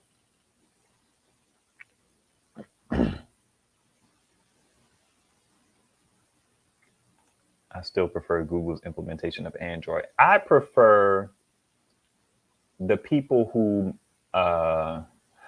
modify Google's version of Android in the ROM community. Like I can't remember.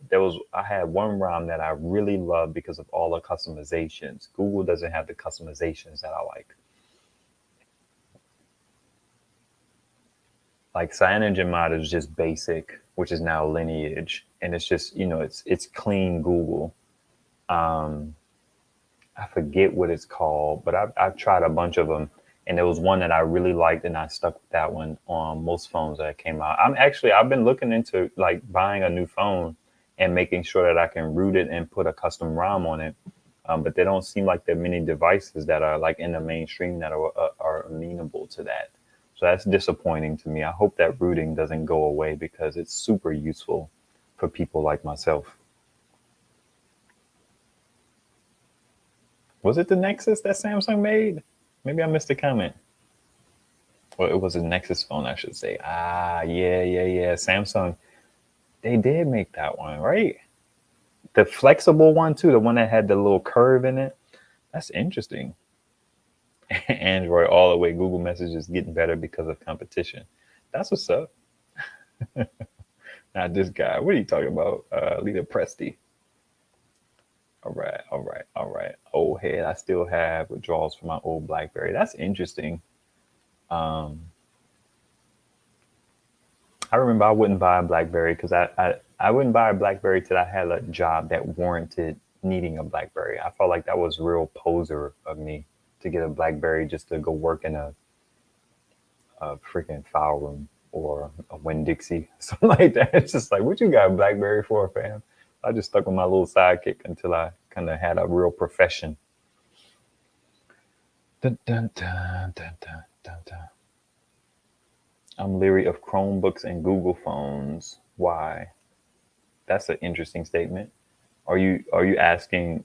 Because I can quantify why you should be leery, but why are you leery of Google Chromebooks?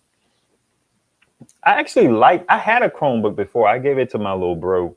I don't have a biological little brother, but he's a non-biological little brother. I gave it to him. I bought it off the marketplace. I got it for like $1.25. It was one of those Samsung dips. It was a good deal back then. I bought that dip for $125, and like a year and a half later, they were still selling for like $125 or $150 or something like that. So I got a steal on it. But I don't like Google being all in my business. I'm divesting from the Google ecosphere as much as I can, slowly but surely. And I don't mind using Google, but I don't need them all in my stuff.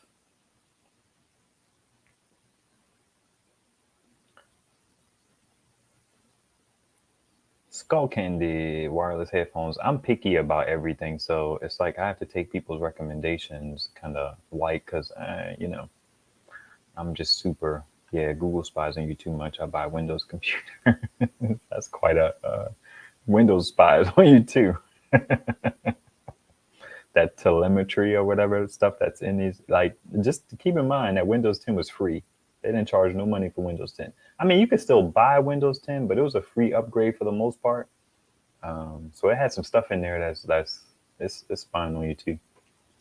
It's Rob Braxman says that it's not as bad because you don't carry your computer around with you everywhere like your phone, and your phone has a location stuff turned on by default. Yeah, you can turn location off, but they still have access to that location stuff at the like whatever level. So it's like it's very interesting, the implications of that.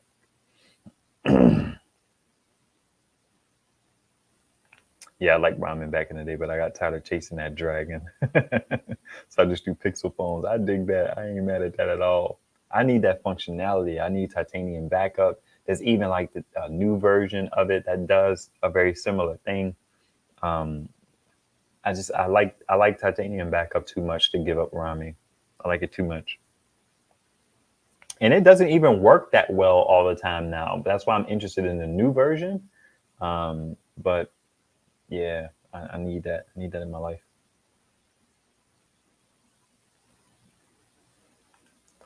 But Pixel phones will allow me to put a custom ROM on them. That I want to believe it, man. I bought a Pixel 3. I bought a Pixel 3 just believing that, yeah, of course I'm going to be able to root this and put ROMs on it. I was able to root it, but there was no ROM support for it. Same with the Pixel 4. I don't think there's any ROM support for it because they can't get twerp to work on it.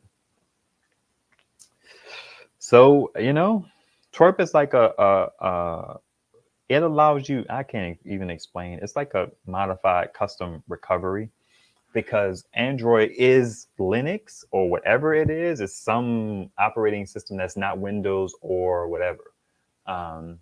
So the recovery in the custom recovery allows you, what I love is to make full backups of your phone's operating system, not the data, but you could have a situation where on June 26th, you backed up your phone with twerp.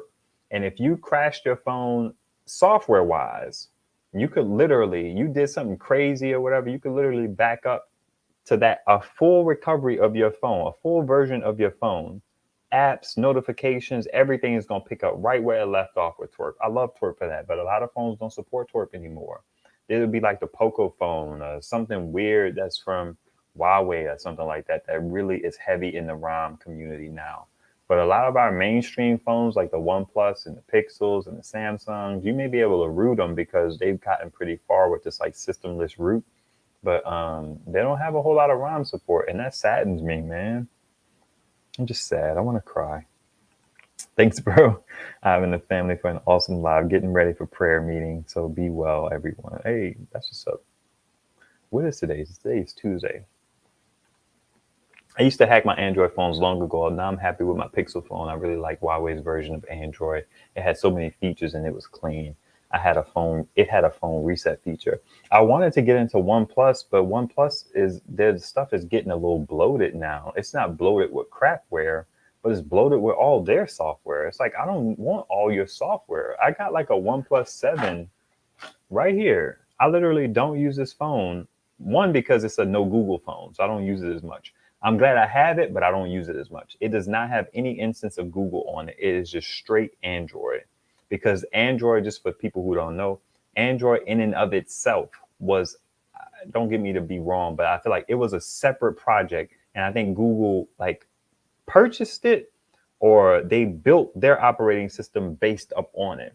So it's naturally open source software, just from the, and what that means is people can go look at the code and see everything your phone is doing, and they can see it in the code. Whereas like some software from Google is not open source, so people don't know what that software is doing. And that's why there's a movement in the tech space of de-Googling your phone. This phone is de-Googled. You have extreme limitations because it's de-Googled, but if you ever wanted to walk out of your house and Google not know you left, you have some options with this. So I don't really use it, but I'm glad I had it. But because the OnePlus operating system was so whatever, I just wanted something clean, and then that's what I used that phone for. I feel you. I still want another. Oh, y'all talking about dogs. Signing out good live. Go watch the replay later. Thanks, Val. So I appreciate you coming through. I bought my wife a OnePlus 3T back in the day. She loved that phone. Yeah, OnePlus was in its heyday back then. Google bought Android from Andy Rubin, if I recall correctly. Hey, I'm in the loop now. Google knows my every move. Yeah, they do. Everything.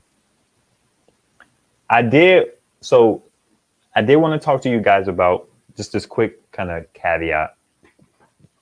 I was looking at my situation downstairs, and I wondered about buying like a 75-foot extension cord, because until I can find an electrician and get my transfer switch and get my box upgraded and go from 100 amps to 200 amps, because that's what the homie said I should do. And I kind of believe that, even though we don't use a lot of power, but things change. So right now I don't have the option to do that financially or resourcefully, because I haven't found an electrician. I've been trying to find a black electrician, but we're probably just going to have to cast a wider net. So a 75-foot extension cord, it has to be of a certain gauge. I think 12 gauge is probably going to be ideal. It can reach from my basement up to this area right here. I have a window right here that has an air conditioner in it.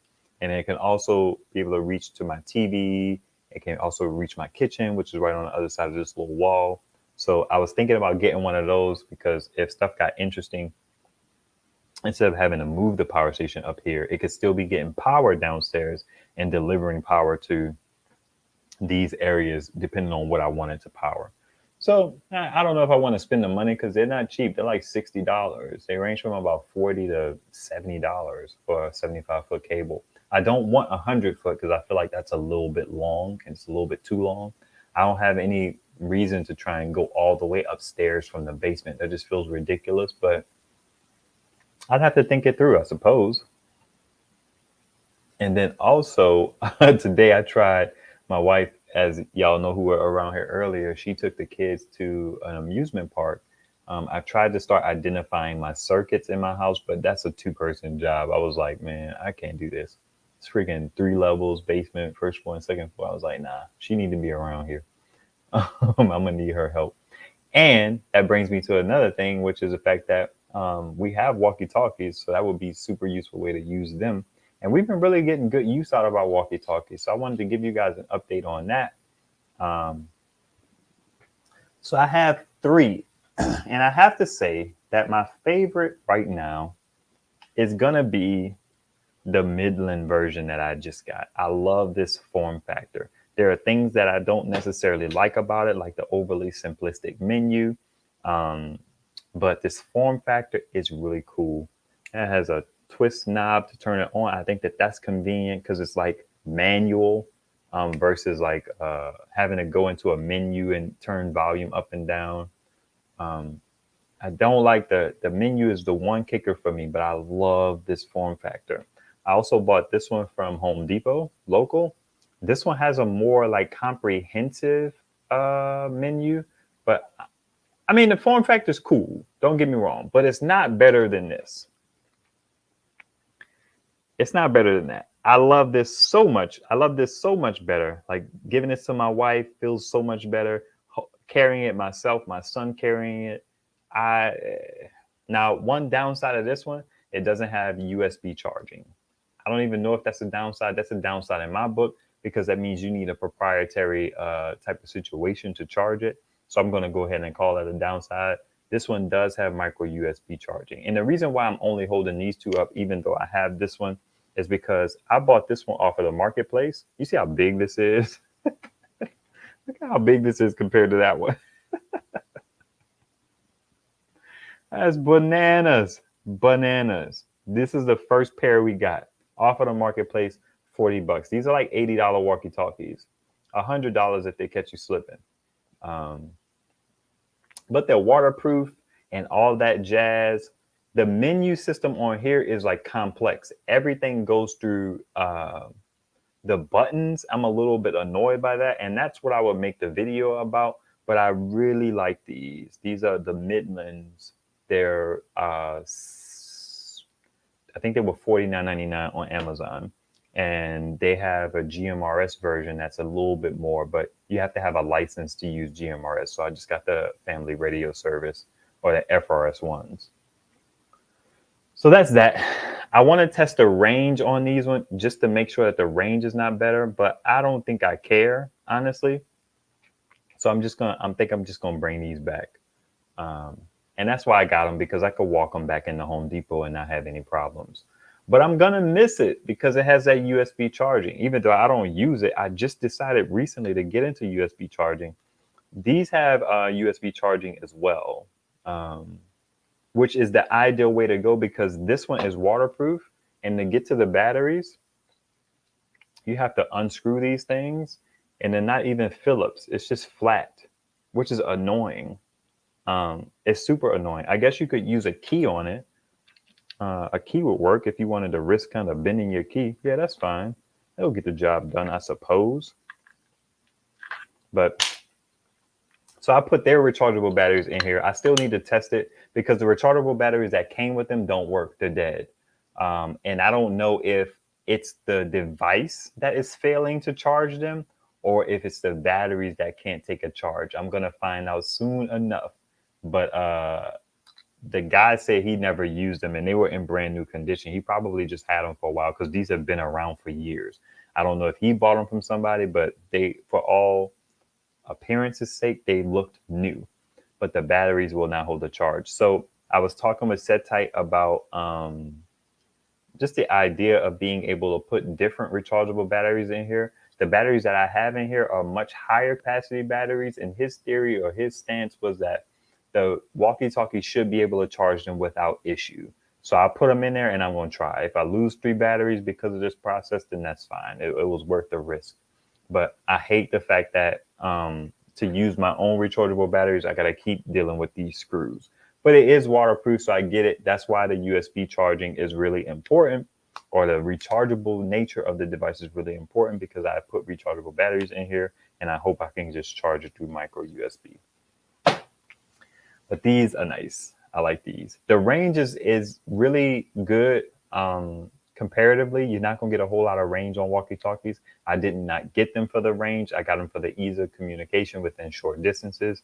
And they work in with about, like, let's see, 1, 2, 3, like a 4-block radius for me in this area that I'm in. And that's fine. I did some tests with my wife. I don't need anything better than that. I didn't get them for range. I got them for quick communication. And if I need to get up and kind of move around the neighborhood just so I can get within range of my wife, then I'll do that. You know what I mean? But I need to have her be able to contact me quickly, and I need to be able to contact her quickly if I need anything. It has been really useful, and it has been really nice to have something a lot smaller. She has no hesitation with grabbing these and taking them out the house when she goes for a walk. She was kind of okay with these too, but it's better to have the smaller ones. So I think this is what I'll end up with. And I may end up trying to keep these in the car, or at least one of them in the car or something like that. And these are going to be like our more mobility focused ones, so that, you know, whatever. But it was cool. We went to like a Burlington coat factory. I was in there because one of my kids had to use the bathroom, and I was able to talk to my son while I was in there and kind of let them know how the process was going, instead of having to like message and call and all that jazz. It was pretty nice, man. I love the idea of these little walkie-talkies. Let me see what y'all snapping and trapping about. Yvette, it's good to see you. I've been wondering about how you were doing. I was in Telegram and I saw you deleted your account, which is understandable. No guilt for that. A lot of times people will try Telegram, and the only person they talk to on Telegram is the one person who told them about Telegram. So I get it 100%. But I was just wondering about you and if everything was going okay.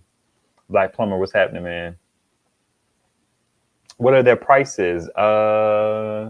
I think I mentioned prices. I know I'm getting back to some of the older comments, but Joe Tyson says he has 2 Midland GMRS radios. That's what's up. I want to go to GMRS next. I'm researching. I actually have a tab or 2 open now for getting the GMRS license. So that'll be my next step. Unless it's 120 VOC, then 12 gauge is fine. Can you explain that to me, Jason, if you're still around? I don't understand. Did you check out the post office box yet? Nah, I'm not in a rush to do that. Just some. Now, what I do need to check out is that UPS stuff, but nah, that's like low priority. Whenever I say low priority, my wife will be like, yeah, it's probably no priority.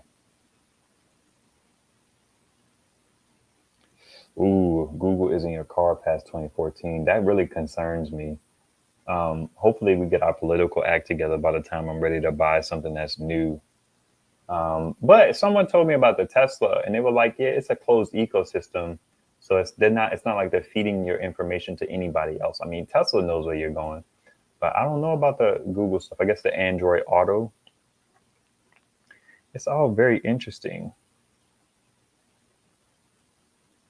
How can I hide that? I don't know. Figure it out. MJ, I can't believe Ive doesn't know what home burgers are. What are home burgers? Did I miss it? Is it a burger you make at home? That's what I would guess. Yes. And you use regular white bread at 2%. That's how we made them growing up. Okay. They're just burgers to me. We don't call them. That's so funny that you call. Interesting. Hamburgers at home are called home burgers. That's wild. It's like, who had buns growing up? Charge. I don't like buns now, man. It's too bready. I mean, I deal with it. I also eat my burgers open face. because I don't need all that carbohydrates. I ain't running around nowhere. So you can keep your bread. Now I love burgers, man. There's a you know, people talk about supporting them and they say buy me a coffee. I want to be like, buy me a burger, fam. I love burgers. Burgers and seafood.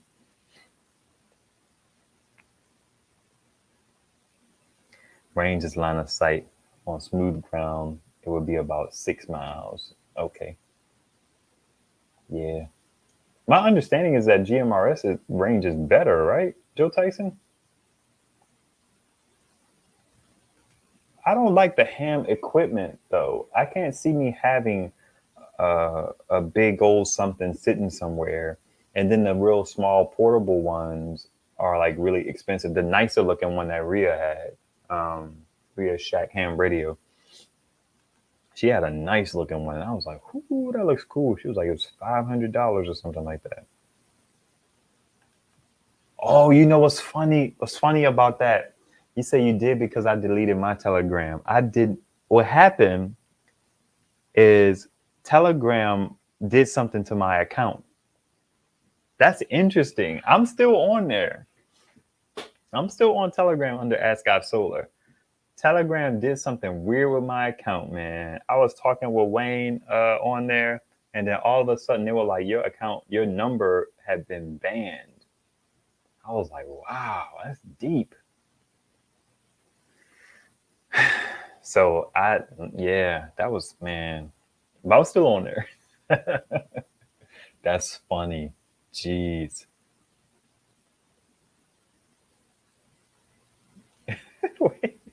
Got to put him on probation, give him a chance to redeem himself. It's like, that's terminology. Y'all can't knock me for terminology. I have never heard anybody call a hamburger a home burger. We don't even call them hamburgers. We're just like, yeah, we're going to have burgers tonight. And they was on white bread because it is what it is. Ain't nobody buying buns. Bunny bread at that. Okay, bread, onions, peppers, eggs, catsup. Hey, cow dog connoisseur, good to see you.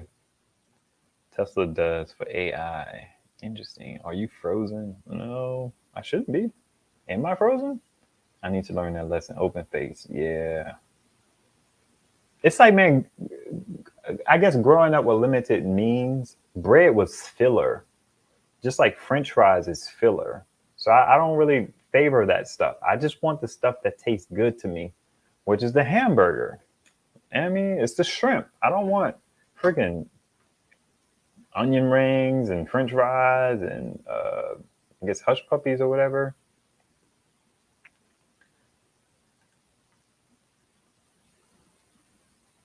Now, in Eddie Murphy's Raw, did he call them home burgers? I don't remember that. I didn't like that joke, by the way. That joke was repugnant to me. Not in the worst way, but it was just gross. I don't like onions and green peppers and all of that jazz. My little bro, he loves that joke.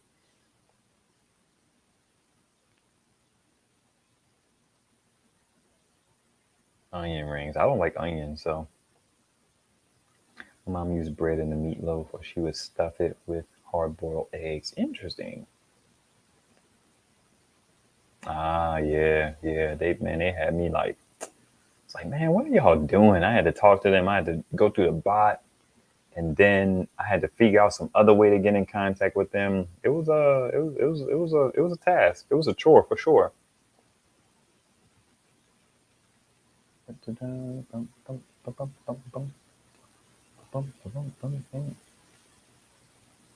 All right. So I have some questions for you guys. I have to figure out a survey. So I'm in this like joint to kind of like do YouTube better.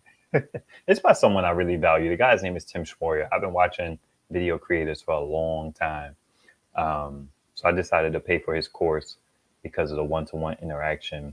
But my question for y'all is, what are some of the problems you're struggling with regularly as it relates to solar? I'm going to figure out a way to do a survey. And then I hope that some of you guys that are like really supportive of the channel would take the survey. But I have to figure it out. I know Jason Noy has like a Google form that he uses. So I'm gonna have to either revisit our chat or I'm gonna have to ask him to tell me about it some more. But what are some of the problems you struggle with regularly as it relates to, I would say, portable solar power? I love carbohydrates. Eddie Murphy made reference to a burger at home. So did he call it a home burger? Is that just an eloquent way to say, yeah, he called them home burgers? No, he called them a ghetto burger. My mom used day old bread and meatloaf to stretch it. SEL, that's it. I can tell you my problem right now. Hey, what's your problem right now?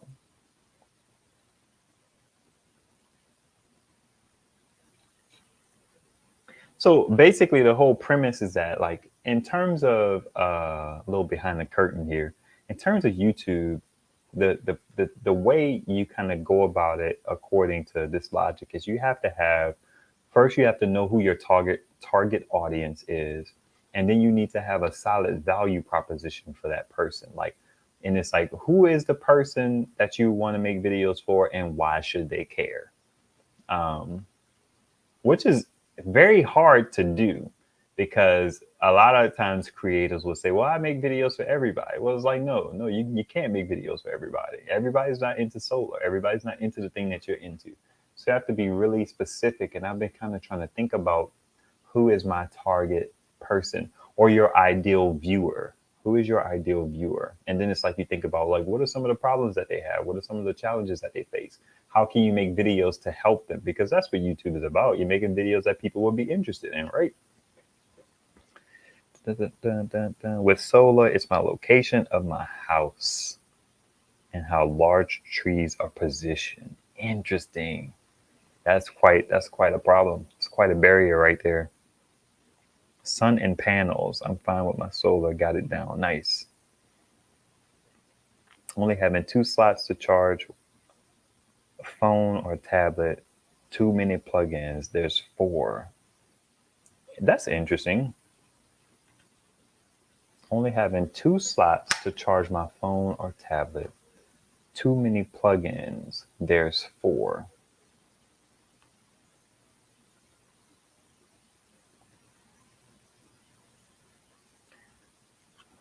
I have to read that a couple times. It's tripped out that there is a YouTube creator and a YouTube influencer. I personally go for the creator. Interesting. I can see that. It's like terminology and intention. In the winter, I have solar in the yard with great sun for at least 6 hours. In summer, they get no sun. Oh, do you get sun in the winter because the trees are dead? And have you seriously considered seeing if you could get your trees trimmed? Like, do you know how much it would cost and all that jazz? Because I would, if I had issues with sun. I think about how incredibly blessed I am to live where I live, to have my house positioned where I have it positioned, and to be able to take advantage of something that I had no intention to take advantage of when we purchased this house. As a person of faith, I just think that that's amazing as it relates to the providence of God. You know what I mean? Like, that's interesting. And I'm sure some people don't see it that way, but it's very interesting. I don't know the names. You do have wireless on top, and plugins with prongs. Okay, AC adapters or AC ports. So you have the EB70. You have 2 normal USB plugs. You also have 2 USB-Cs. You can also buy 2% relatively inexpensively a 12-volt adapter that gives you USB-C and USB-A. You could kind of go about it that way. You can buy a desktop charger, which I figure I've showed on the channel before. This will plug directly into your AC, and it gives you 4 ports, 2 USB-A, 2 USB PD. There's also just straight I don't even think I have one. If I had one, I'd just send it to you. I got rid of them. I may still have it. I don't know if it'll fit in that box I'm going to send to you. If I could get it in a box, if I could find it, if I could get it in a box, I'll send it to you. It's an AC adapter to like maybe about 4 USB plugs. Now, they're just regular USB. So then if you have something that takes USB-C, you need this kind of cable. You need a regular USB standard A to USB-C. And then you could charge your USB-C stuff. There are solutions to most problems. So yeah, solstice is a problem, specifically summer for this location. Okay. Yes, I'd rather have 4 USBs. So you don't you have the 2 USB-Cs and you can't really use them. Is that what's coming down to? Also, my house is south facing. Let me see if you answered about the trees. It would be cheaper to buy another house. Really? That's deep.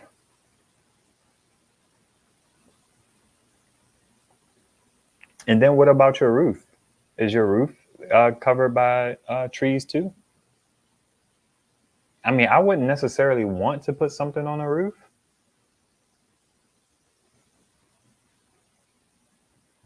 But it's a roof. That like, do you not get sun at any height of your house during the summer? Or does your roof get sun? That's very interesting. Let me see. You have okay, you have wireless ones up. I caught that.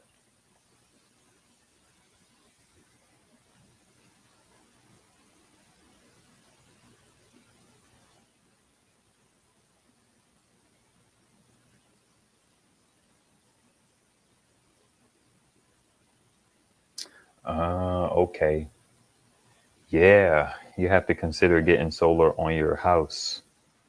I guess if you, in the grand scheme of things, if you think about it, if you have to buy another house instead of getting the trees cut down, you may want to put solar on your roof. I would wonder how much it would cost, and then I would take into account how much it would be to install everything, just realistically. But then you would need battery backup because solar panels on your roof, when you go the whole grid tie system, they don't work when the light's out. So you need battery backup. I also thought about like, couldn't a person put solar on their roof and just have it come into a power station? I don't know if you would want to do that, but if you wanted to avoid all of the foolishness of having to deal with permits and stuff like that, it seems like you'd be able to put something on your roof if you wanted to.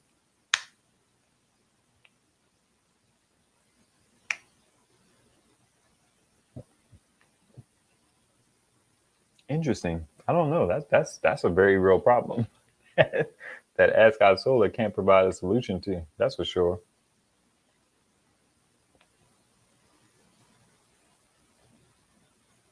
What type of plus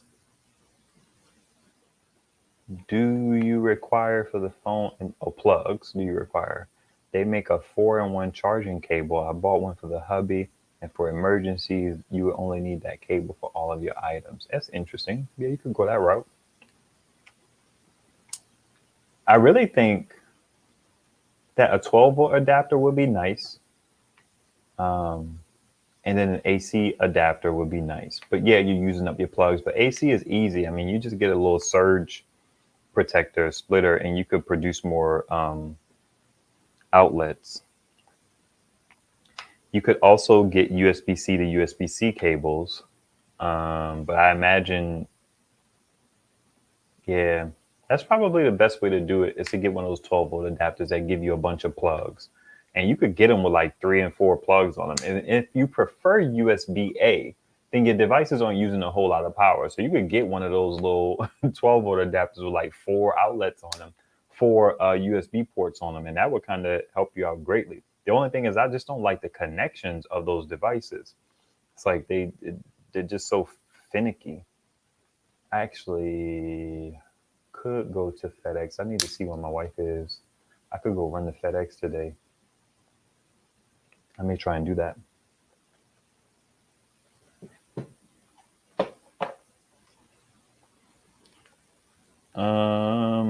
That's my plan. I have solar banks in different rooms and plan on placing the panels on the roof over in that room.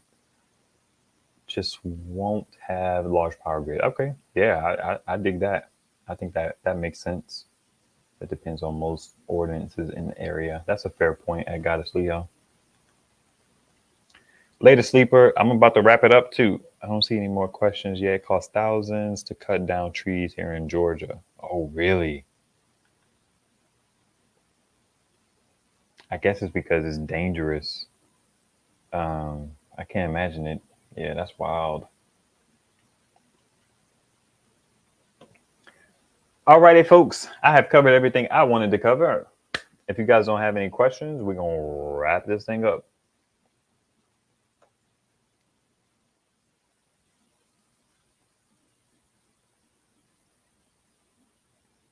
I shop online because to get quality stuff in the store, you're typically going to overpay or you'll get cheap stuff. So I shop online. And sometimes like Best Buys and stuff like that, they'll price match. So you could kind of go about it that way. But how they get around it with some devices, I don't know if USB plugs and all that is relevant, but how they get around it is Best Buys, they don't carry the exact same product. So you kind of have to do a little due diligence, but you should be able to easily go and get like an Anker dip.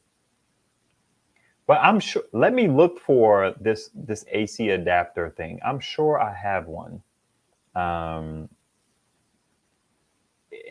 think it may be a little sticky because it has that little soft stuff, which is something I'm really like mindful of now. Is I was happy when I bought this Rad Power one because it is like it's like plastic and not that soft to the touch stuff, because that soft to the touch stuff gets gross after years. Now this one is not gross, but it feels weird. But I'm pretty sure I still have it. I had like a white one, but I sold it or I gave it away, and it was a older one. But I'll look for that, and if I can fit it in the box with your solar panel, which is actually sitting right here, I'll put it in there, and I should be able to fit it in because that package on the back is pretty puffy. Just hopefully it doesn't get damaged in shipping or anything like that. But you could easily come by one for like, I'm sure they're less than $20. I can't imagine those things being more than like $15, $20.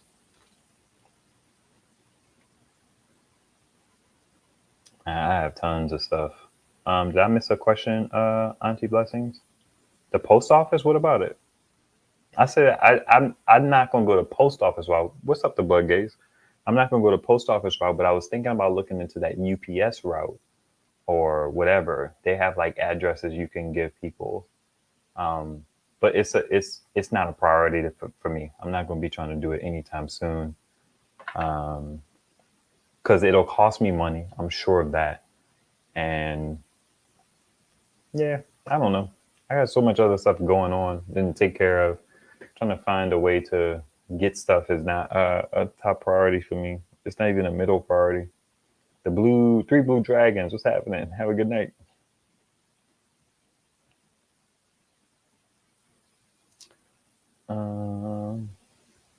It costs a lot to cut trees down here in PA too. 1,600 for our large pine. Wow. I have a pecan tree, and I think a tree trimming service would say H to that now. Oh man. All right. I'm out of here. Y'all be beautiful. Thank y'all for hanging out. I appreciate you greatly. I'll be in the chat for a little bit after I end the joint. I think that's how that works. All right. Later.